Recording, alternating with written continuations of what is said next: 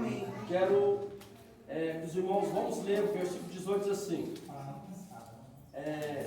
Então Abigail se apressou e tomou 200 pães e 2 odres de vinho, e 5 ovelhas guisadas, e 5 medidas de trigo tostado, e 100 cachos de passas, e 200 passas de figo passados, e pôs sobre o jumento, e disse ao seu jovem: ide adiante de mim, eis que seguirei de perto isto.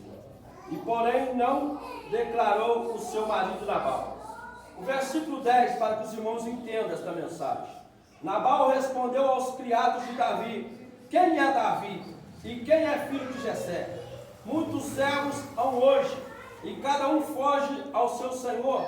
Tomaria, pois, o meu pão, a minha água, a minha carne, das minhas reis, que degolei para os meus tosqueadores, e daria a homens que eu não sei de onde vêm.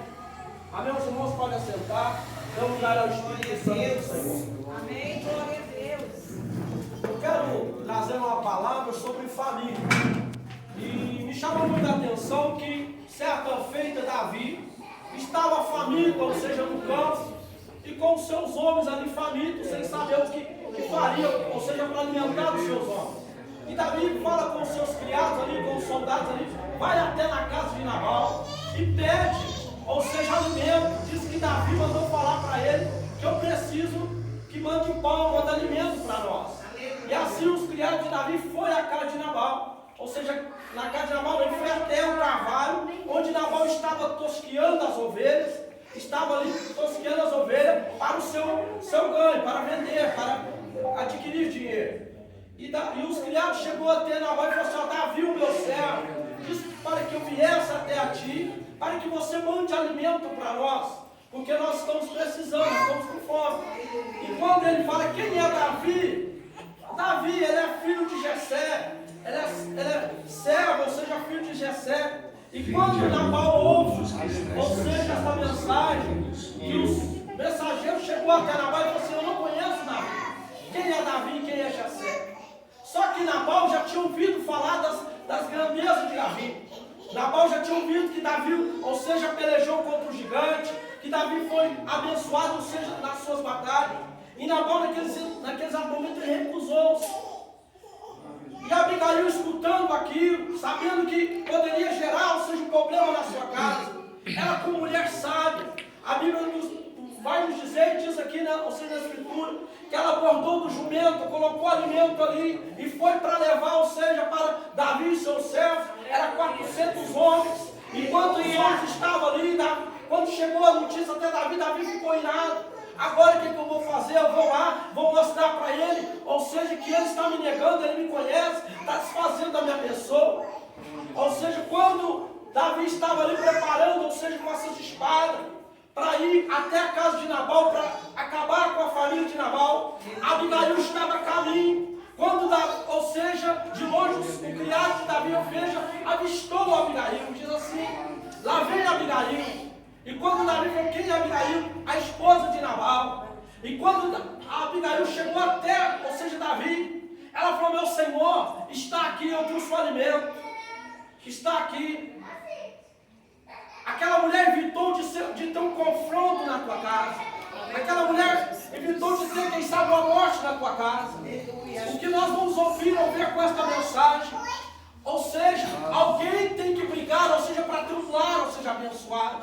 Ou seja, a mulher, o homem precisam lutar para ter uma casa abençoada e próspera. Quantos crê, levante a tua mão e adora o Senhor. Você precisa lutar para ter uma família abençoada. Você precisa lutar, ou seja, para ter uma casa, ou seja, abençoada e próspera. E aquela mulher, ela evitou o confronto.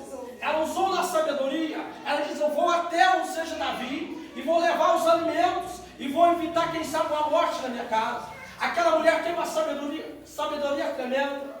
Então nós precisamos ter sabedoria para ter uma casa abençoada. Eu vou sair um pouco da mensagem e vou contar algo, seja, da minha vida. Ou seja, eu com 14 anos de idade, minha mãe se separou do meu pai. Eu vivia, ou seja, vivendo nas casas dos outros, a família foi destruída. Porque alguém precisava lutar para manter a casa em pé. A mãe desistiu dos filhos, o pai também desistiu dos filhos. E eu tive a minha trajetória vivendo, morando em casa dos outros com 14 anos. fui para o mundo das drogas, conheci o mundo, conheci droga, conheci armamento, tantas coisas, mas Deus me colocou de pé para falar para você que compensa lutar para que Deus possa fazer algo sobre a tua vida. Então a gente, muitas das vezes, a gente desiste muito fácil das coisas.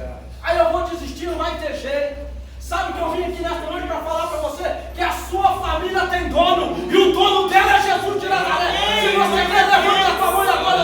A tua família tem dono. Ninguém vai destruir a tua família porque tem alguém orando para que esta família esteja de pé. É uma salva de palmas bem forte. Minha mãe separou-se do meu pai, eu fui viver na casa dos outros, na maior dificuldade. A parte, ou seja, melhor da minha vida, ou seja, a dificuldade que eu estava na adolescência, eu precisava, ou seja, de ter uma família do meu lado. Eu não tive. Meus irmãos foram desraigados. Minha irmã, ou seja, ela namorou com um rapaz, ou seja, arrumou um filho com ela, ficou grávida, morando na casa dos outros. Então nós somos de família, ou seja, destruídos. E sabe o que eu vim aqui para falar para você? Que compensa lutar pela tua família. Filhos de família vão ser destruídos.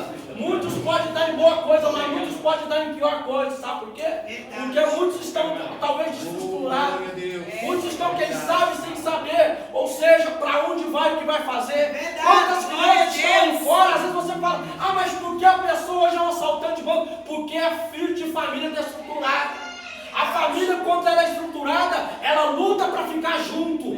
Acontece o que acontecer, vamos ficar junto. Então eu vim aqui para falar para você.